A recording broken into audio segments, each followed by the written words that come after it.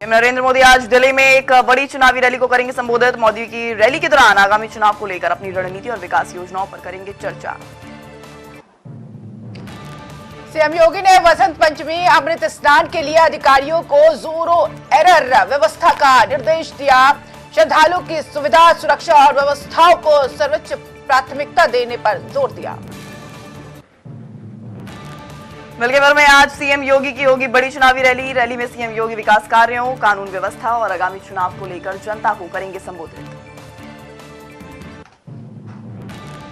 सोमवार को पेश की जाएगी जेपीसी की रिपोर्ट। जेपीसी अध्यक्ष जगदम्बिका पाल लोकसभा में पेश करेंगे रिपोर्ट। विपक्षी सदस्यों ने रिपोर्ट पर प्रस्तुत किए असहमति नोट। सोमवार को लोकसभा में भारी हंगामा होने के आसार। सीएम भजनलाल शर्मा और राज्यपाल हरिभाऊ बागड़े ने 6वीं एयू जयपुर मैराथन को दिखाई हरी झंडी। मैराथन का उद्देश्य फिटनेस को बढ़ावा देना और स्वास्थ्य जीवन शैली को प्रोत्साहित करना था। सीएम भूपेंद्र पटेल ने 280 करोड़ रुपए से अधिक की परियोजनाओं का उद्घाटन किया और शिलान्यास भी किया। परियोजनाओं का उद्देश्य राज्य में बुनियादी ढांचे को मजबूत करना, नागरिक सुविधाओं में सुधार लाना। सीएम भूपेंद्र पटेल ने वडोदरा में एमजी वडोदरा इंटरनेशनल मैराथन 2025 को दिखाई हरी झंडी। मैराथन का उद्देश्य फिटनेस को बढ़ावा देना, स्वस्थ जीवन शैली के प्रति जागरूकता फैलाना है। रक्षा मंत्री राजनाथ सिंह आज दिल्ली में 3 जनसभाओं को संबोधित करेंगे। दोपहर 3:35 पर राजेंद्र नगर, शाम 5:05 पर चांदनी चौक, तो वहीं 6:25 पर लक्ष्मी नगर में जनसभा होगी। बीजेपी का चुनावी जनसंपर्क तेज हुआ। बतौर वित्त मंत्री निर्मला सीतारमण ने 8वीं बार पेश किया 2025-26 का आम बजट। मोदी सरकार ने बजट में मिडिल क्लास को दी बड़ी राहत। वित्त मंत्री निर्मला सीतारमण ने कहा, मुझे घोषणा करते हुए खुशी हो रही है कि अब 12 लाख रुपए तक की आय पर कोई आयकर नहीं देना होगा। ये मध्यम वर्ग को राहत देने वाला कदम है। केंद्रीय वित्त मंत्री निर्मला सीतारमण ने यूनियन बजट में कहा, बजट में 10 प्रमुख क्षेत्रों में विकास उपाय प्रस्तावित है, जिसमें गरीबों, युवाओं, किसानों और महिलाओं पर विशेष ध्यान दिया गया है, जिससे समाज की समग्र उन्नति होगी। केंद्रीय वित्त मंत्री निर्मला सीतारमण ने कहा, बिहार में मखाना बोर्ड की स्थापना की जाएगी, जिसका उद्देश्य मखाना के उत्पादन, प्रसंस्करण, मूल्य संवर्धन और विपणन को सुधारना है। एफपीओ के रूप में संबंधित लोगों को संगठित भी किया जाएगा। केंद्रीय वित्त मंत्री निर्मला सीतारमण ने कहा, भारत की अर्थव्यवस्था अब दुनिया में सबसे तेजी से बढ़ रही है। पिछले 10 वर्षों में विकास और सुधारों में वैश्विक का विश्वास को बढ़ावा मिला है। अगले 5 वर्षों में हम संतुलित विकास को बढ़ावा देंगे।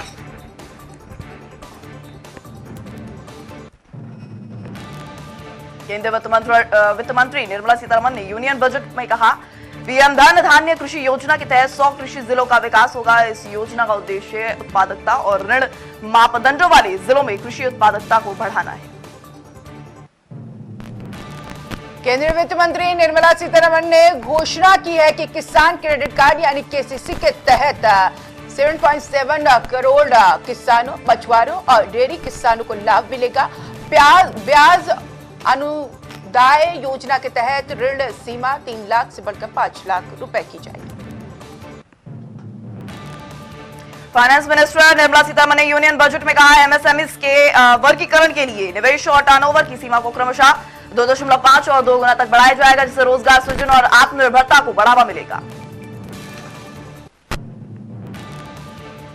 केंद्रीय वित्त मंत्री निर्मला सीतारमण ने यूनियन बजट में कहा, यूरिया उत्पादन में आत्मनिर्भरता के लिए सरकार ने पूर्वी क्षेत्र में 3 निष्क्रिय यूरिया संयंत्रों का फिर से खोला है। असम में नया संयंत्र स्थापित होगा। वार्षिक क्षमता 12,07,000 मीट्रिक टन है। फाइनेंस मिनिस्टर निर्मला सीतारमण ने कहा कि बिहार में ग्रीनफील्ड हवाई अड्डों की सुविधा, मिथिलांचल में पश्चिमी कोसी नहर ईआरएम परियोजना और क्षेत्रीय जनसंपर्क को बढ़ाने के लिए संशोधित उड़ान योजना शुरू की जाएगी, जिससे 4 करोड़ अतिरिक्त यात्रियों को लाभ मिलेगा। केंद्रीय वित्त मंत्री निर्मला सीतारमण ने कहा, यूरिया उत्पादन में आत्मनिर्भरता के लिए सरकार ने पूर्वी क्षेत्र में 3 निष्क्रिय यूरिया संयंत्रों को फिर से खोला है। असम के नाम रूप में 12.7 किलो मीट्रिक टन क्षमता वाला संयंत्र स्थापित होगा। पीएम नरेंद्र मोदी ने हैशटैग यूनियन बजट पर कहा, आज भारत के विकास की यात्रा का एक महत्वपूर्ण पड़ाव है। ये भारतीय के सपनों को पूरा करने वाला बजट है। प्रधानमंत्री नरेंद्र मोदी ने यूनियन बजट में कहा, हमने सेक्टर्स युवाओं के लिए खोल दिया है। पीएम नरेंद्र मोदी ने बजट पर कहा, यह बजट एक फोर्स मल्टीप्लायर है। यह बजट को बढ़ाएगा।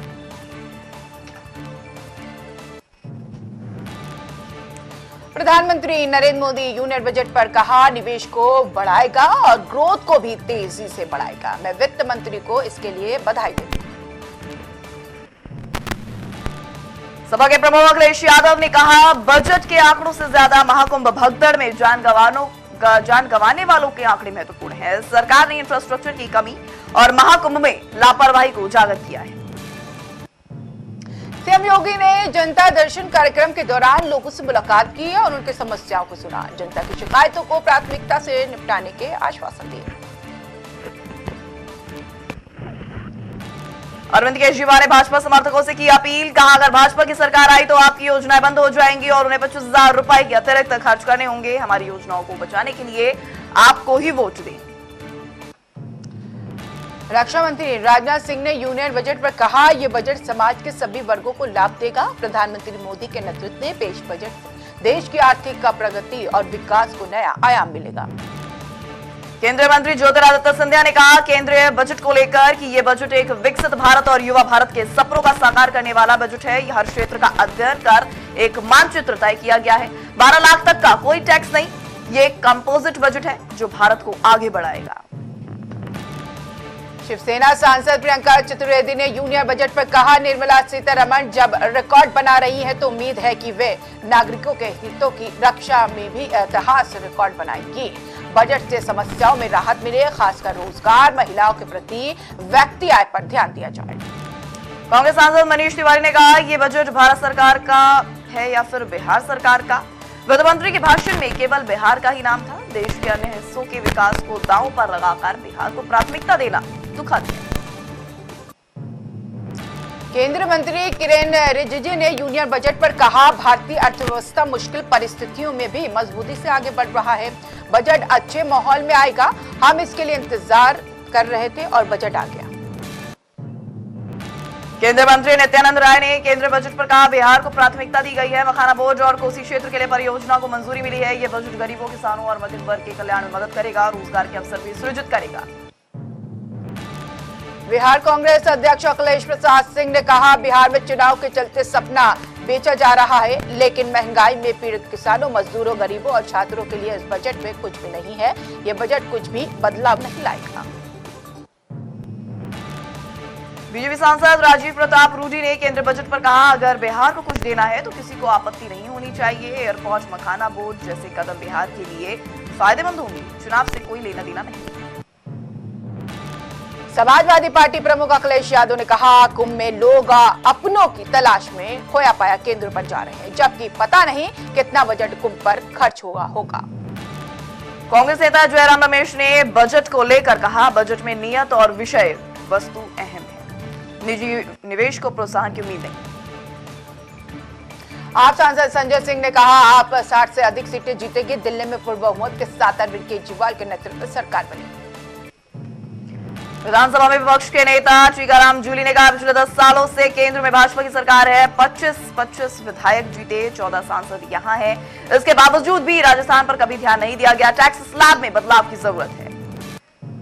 केंद्रीय मंत्री प्रहलाद जोशी ने यूनियन बजट पर कहा, प्रधानमंत्री मोदी के नेतृत्व में हम हमेशा जनता, गरीब और मध्यम वर्ग को समर्थक बजट देते आए हैं। ये बजट देश के हर वर्ग की बेहतरी के लिए।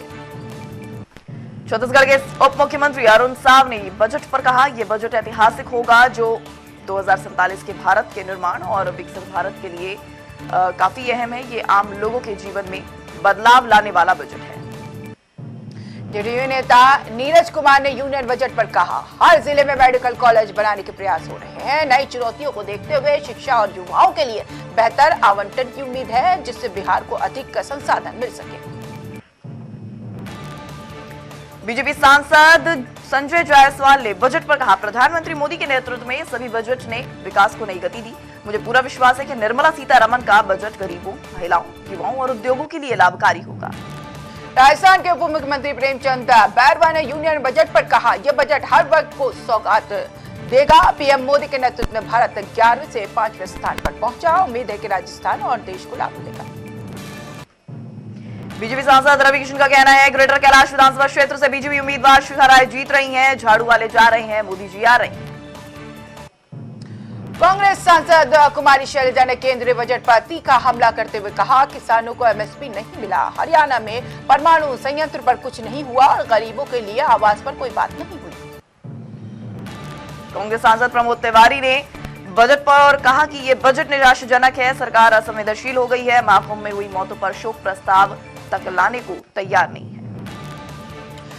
केंद्रीय मंत्री चिराग पासवान ने केंद्रीय बजट पर कहा, मैं प्रधानमंत्री और वित्त मंत्री को धन्यवाद देता हूं कि जिस विकसित देश बनाने की सोच को लेकर हम आगे बढ़ रहे हैं। केंद्रीय मंत्री चिराग पासवान ने केंद्रीय बजट पर कहा, यह ऐसा बजट है जिसमें हर क्षेत्र को शामिल किया गया है।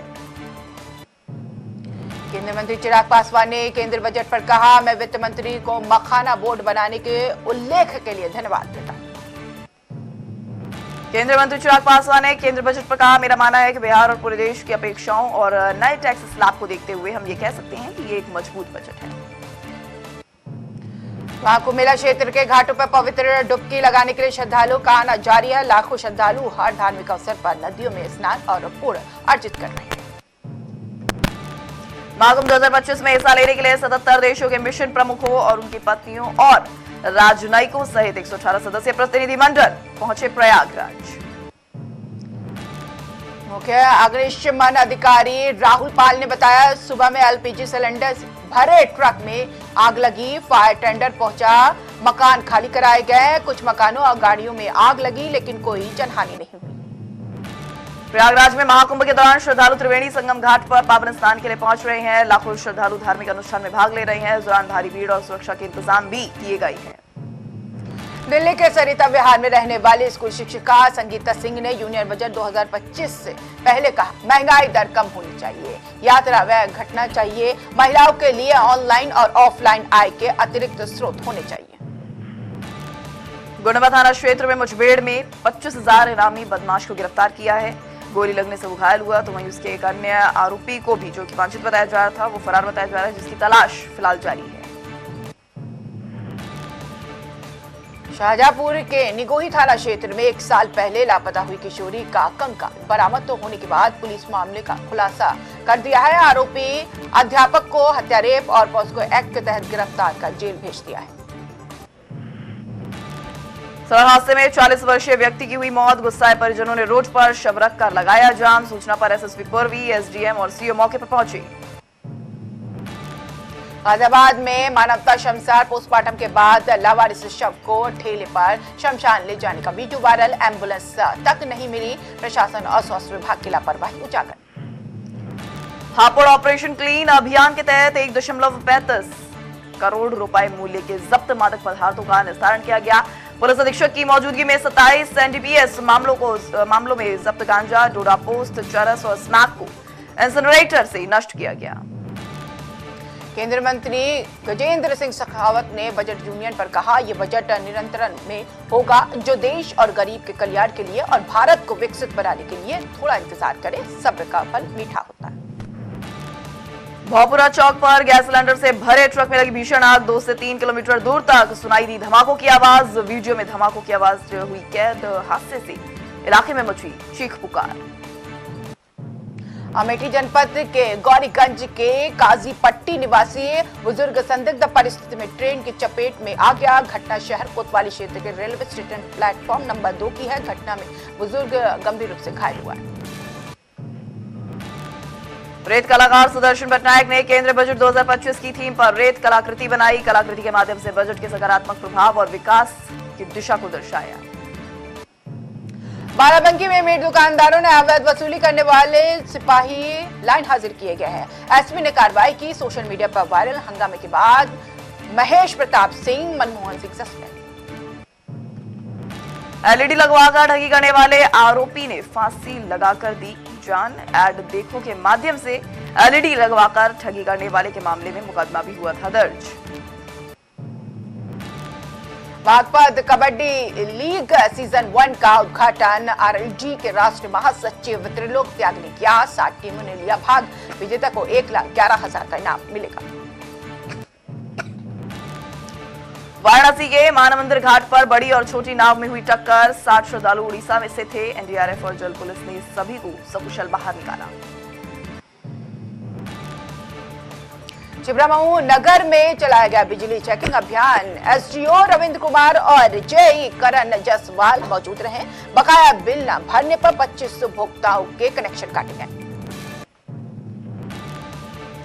मुरादाबाद में पुलिस ने अपहृत मासूम बच्चे को बरामद किया और आरोपियों को गिरफ्तार किया। महिला आरोपी ने अपने बेटे को 50,000 रुपए में बेचने की साजिश की।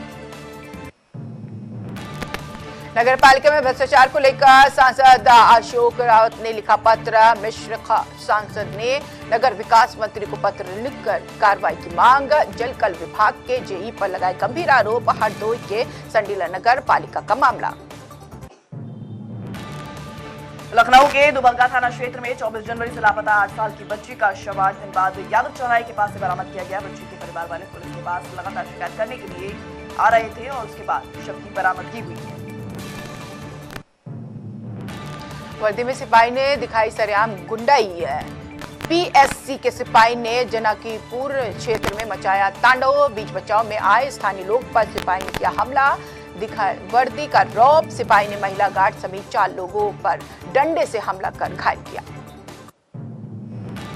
लखनऊ में दबंगों ने पुलिसकर्मी को गाली दी और पीछे से लात मारकर हमला किया। सोशल मीडिया पर भी वीडियो वायरल हो रहा है जिसमें देखा जा सकता है किस तरीके से अपराधियों ने वर्दीधारी सिपाही का अपमान किया। कासगंज में तेज रफ्तार ट्रक और बोलेरो की टक्कर में 7 गंभीर रूप से घायल हो गए। पुलिस ने सभी को अस्पताल में भर्ती कराया। इलाज जारी। हादसा कोरामाई गांव के पास हुआ। उत्तराखंड में वसंत ऋतु का पर्व 2 फरवरी को धूमधाम से मनाया जाएगा। कला मंत्री मधु भट्ट ने कहा कि महाकुंभ के शाही स्नान के दौरान पर्व की विशेष तैयारियां की गई। अमरोहा में एसपी अमित कुमार आनंद की बड़ी कार्रवाई। 39 मुकदमे में जब्त नशीले पदार्थों को पुलिसकर्मियों की मौजूदगी में बायोमेडिकल प्लांट में नष्ट किया गया। कीमत 39,62,000 रुपए। अलीगढ़ के शाहपुर कोटो पुलिस चौकी क्षेत्र में चोरों ने कैंटीन में घुसकर रेड बुल, कार्टून, नकदी और अन्य सामान समेत 1.5 लाख की चोरी की। पुलिस सीमा विवाद में उलझी। चंदौली के डीडीयू जंक्शन पर अवैध वेंडरों का बड़ा खेल। महाकुंभ जा रहे श्रद्धालुओं को घटिया सामग्री बेचकर बीमार किया जा रहा है। आरपीएफ, जीआरपी, सीआईबी के सह पर चल रही है अवैध वेंडिंग।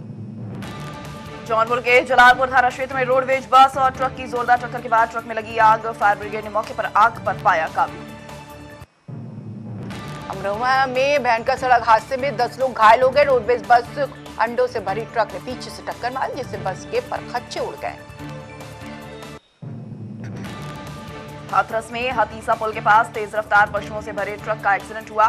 ट्रक खाई में जा पलटा। 18 पशुओं की हुई मौत, 46 भैंस हुई घायल। ड्राइवर गंभीर हालत में बताया जा रहा है और राहत बचाव अभियान जारी है। पीड़ित महिला ने घर बुलाकर गाली गलौज, मारपीट करने का आरोप लगाया। महिला की तहरीर पर पुलिस ने मामला दर्ज कर कार्रवाई की। महिला सहित 3 को गिरफ्तार किया। धनवारा गांव के क्रय केंद्र पर बेची गई मूंगफली का 6R जारी न होने से किसानों में आक्रोश। उन्होंने डीएम कार्यालय पर प्रदर्शन कर दस्तावेज जल्द जारी करने की मांग की। बोबुरा चौक पर गैस सिलेंडरों से भरे ट्रक में भीषण आग लग गई। 2 से 3 किलोमीटर दूर तक सुनाई दी धमाके की गूंज। वीडियो में धमाकों की आवाज कैद हो गई है। हादसे से इलाके में अफरा तफरी। मुख्य अग्निशमन अधिकारी राहुल पाल ने बताया सुबह में एलपीजी सिलेंडर से भरे ट्रक में आग लगी। फायर टेंडर पहुंचे, मकान खाली कराए गए। कुछ मकानों और गाड़ियों में आग लगी लेकिन कोई जनहानि नहीं। पीजीआई थाना क्षेत्र में चेकिंग के दौरान संदिग्धों ने पुलिस पर फायर किया। जवाबी फायरिंग में आरोपी घायल हुआ है। गिरफ्तार दोनों आरोपियों ने 26-27 जनवरी को मोबाइल स्नैचिंग की घटना कबूली। क्रिकेट कोच ने किशोरी से किया दुष्कर्म। क्रिकेट कोच पर ट्रेनिंग देने के बहाने नशीला पदार्थ पिलाकर किशोरी से दुष्कर्म का है आरोप। किशोरी को जान से मारने और जाति सूचक शब्दों का प्रयोग करते हुए गाली गलौज भी की। गुजरात के दाहोद जिले में पुलिस ने ड्रोन की मदद से खेतों में भाग रहे चोर का पीछा किया और दौड़कर पकड़ लिया। चोर गिरफ्तार हो गए। मुजफ्फरनगर में स्कूली छात्रों के बीच मारपीट हुई। एक छात्र का सिर फटा। खालाबाद थाना प्रभारी ने मौके पर पहुंचकर 2 छात्रों को हिरासत में लिया। पुलिस जांच जारी है। गोंडा में प्रयागराज भगदड़ में घायल युवक की मौत हो गई। गोंडा पहुंचने से पहले तोड़ा दम। युवक का शव लेकर परिजन पीएम हाउस पहुंचे। झूसी भगदड़ में राम जी हुए थे घायल। अमरोहा में ईओ ब्रजेश कुमार ने आंगनबाड़ी केंद्र का किया औचक निरीक्षण। कुपोषित बच्चों के लिए पौष्टाहार की जांच। अभिभावकों से सही पोषण देने की अपील और आहार वितरित किया। भारत ने इंग्लैंड से लगातार 5वीं टी20 सीरीज जीती। हार्दिक पांड्या और दीपक दुबे ने 50 लगाई। वही हर्षित और स्पिनर्स ने मिलकर 9 विकेट लिए। हर्षित ने डेब्यू पर 3 विकेट लिए। बटलर ने दुबे का कैच छोड़ा। भारत ने 17वीं होम टी20 सीरीज में जीत हासिल की। मोमेंट्स और रिकॉर्ड्स बनाए। हर्षित ने डेब्यू पर कहा, ये ड्रीम डेब्यू है। बाद में पता चला कि बॉलिंग भी करनी है। सूर्या ने कहा, राणा ने मैच पलटा, शानदार प्रदर्शन किया। रणजी ट्रॉफी में विराट कोहली चौका मारने के बाद बोल्ड हुए। 15 गेंदों पर 6 रन बनाए। हिमांशु सांगवान ने उन्हें क्लीन बोल्ड दिया। सचिन तेंदुलकर को मिलेगा लाइफ टाइम अचीवमेंट अवार्ड। कल बीसीसीआई हेड ऑफिस में होगा समारोह। पिछली बार रवि शास्त्री को यह अवार्ड मिला था। सैफ अली खान के बेटे इब्राहिम की डेब्यू फिल्म का पोस्टर हुआ रिलीज। खुशी कपूर के साथ करेंगे स्क्रीन शेयर। करण जौहर होंगे फिल्म के प्रोड्यूसर। राकेश रोशन ने कहा, आज की फिल्मों में 80 और 90 जैसी बात नहीं। कहानी तो अच्छी होती है लेकिन भावनाएं नजर नहीं आती। नसीरुद्दीन शाह ने मेल डोमिनेंसी वाली फिल्मों के खिलाफ कहा, ये सारी बीमार फिल्में हैं। महिलाओं को तुच्छ करने की कोशिश है।